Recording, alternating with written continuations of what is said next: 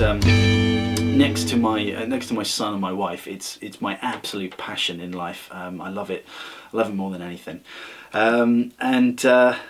Yeah, I hit a little snag with it not so long back, and that was target panic, and it really started to suck the enjoyment and enthusiasm out of archery for me, and it was weighing really heavy on me. It was a real struggle to even pick up my bow for a while. This black cloud of target panic was really hitting me hard. I mean, how it affected me, I couldn't let go of the string. I'd draw up, I'd anchor, and I just could not let go of that string.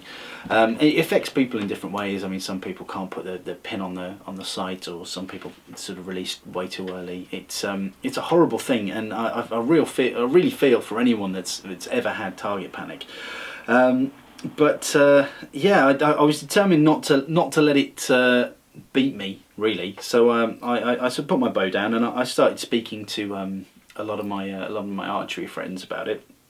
And yeah, unfortunately, being an instinctive archer, I'm kind of in the minority. So there's not many people I could have spoken to. But the people I did speak to, they all said, "Oh, you've got to concentrate on your form and do some blank bail shooting, do some blind shooting, even sort of closing your eyes and shooting blind." And all those are fantastic bits of advice for sort of getting over target panic.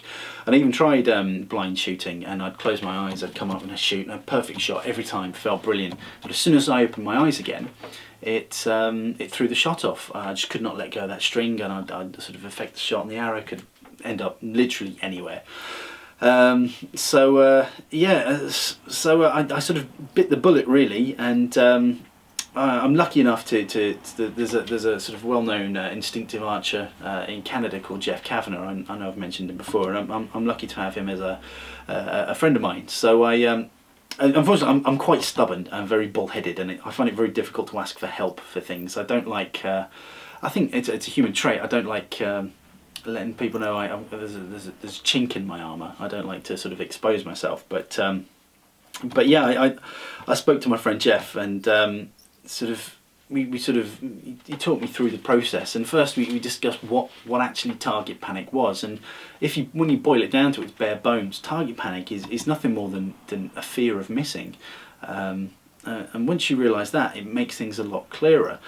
And basically what I was doing this job here at Merlin, doing videos, helping people out, doing coaching, doing workshops, all sorts of things. I put myself unknowingly sort of in the public eye, and I'd put tremendous amounts of pressure on myself to do well, to constantly be shooting well. And basically what Jeff made me realise is that it's really okay to miss.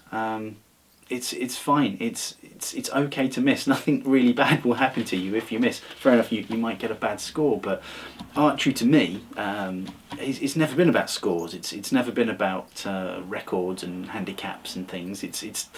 Archery's never been a numbers game to me. It's always just been about the process of shooting, just hitting what I want to hit. Being instinctive, I look at a spot and I shoot that, and that's what archery's been about to me. Just shooting, the actual process of shooting, rather than not necessarily the end result. But yeah, so he made me realise it was that. And what I've been doing lately, I've been putting in a lot of rounds, doing a lot of club rounds, almost to prove to myself that I was good enough.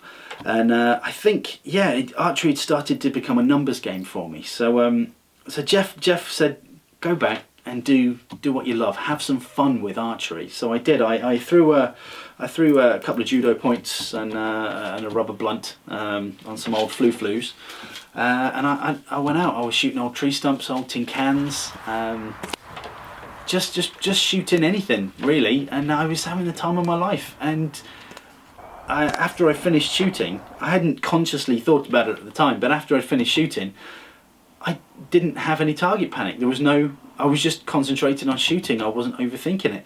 It was all in my head. Target panic was just in my head, and it was just, as soon as I realised that it was okay to miss, and that I'm shooting because I want to enjoy archery. It's a hobby. It's something fun to do. as soon as I realised that, the pressure just lifted, and it was amazing. I mean, he said, you know, the important thing with target panic is just don't get your knickers in a twist. It really isn't that big a deal.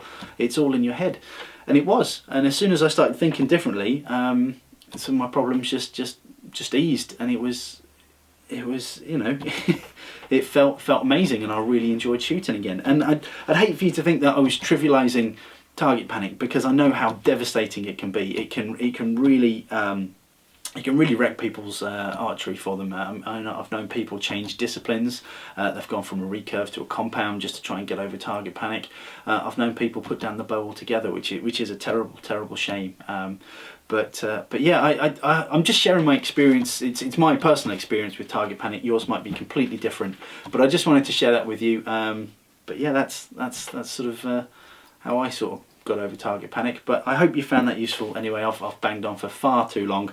Anyway, you take care, shoot straight, and I shall see you soon. Bye bye. Now, opening a new bow is a bit like opening a jar of coffee. You've got to savour it. It's